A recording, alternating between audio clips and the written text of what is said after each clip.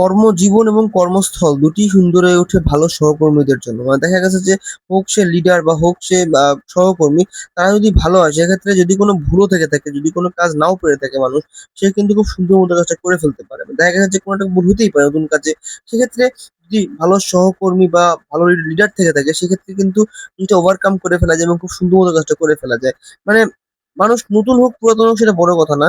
যদি মানে কর্মস্থলে যদি মানুষগুলো ভালো না হয় সেক্ষেত্রে কিন্তু কাজ করে কোনো মজা নেই।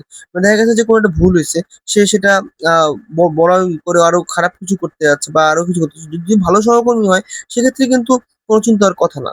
মানে আমি দেখছি যেটা যে যদি ভালো সহকর্মী বা ভালো লিডার হয়ে থাকে সেক্ষেত্রে কিন্তু কোনো ইস্যু হয় না।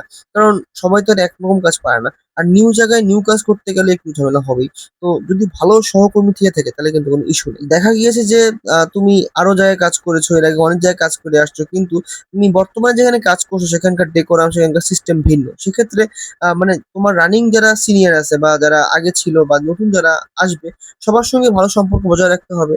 এবং লিডার, তারপর যারা সিনিয়র যারা ভাই ব্রাদার থাকে, সবার সঙ্গে সম্পর্ক ভালো রাখতে হবে। যদি কোনো সময় খারাপ ব্যবহার হয়েও যায় সেক্ষেত্রে মানে মিটমাট করে নেওয়া উচিত এবং ভালো মতো চলা উচিত। কারণ আমার মতে ভাই, ভুল হইলে সেটা জিজ্ঞেস করে নেওয়া উচিত। বা যদি কেউ ধমকও দেয় সেক্ষেত্রে চুপচাপ শুনে নেওয়া উচিত, তর্কাতর্কি না করা উচিত। কিন্তু আহ, আমার যেটা মনে হয় সেটা বললাম। এন্ড তোমার কি মনে হয় সেটা কমেন্ট বক্সে বলে যাও। এন্ড ভিডিও ভালো লাগলে এখনই লাইক এন্ড সাবস্ক্রাইব করে দাও। Thank you very much, bye by.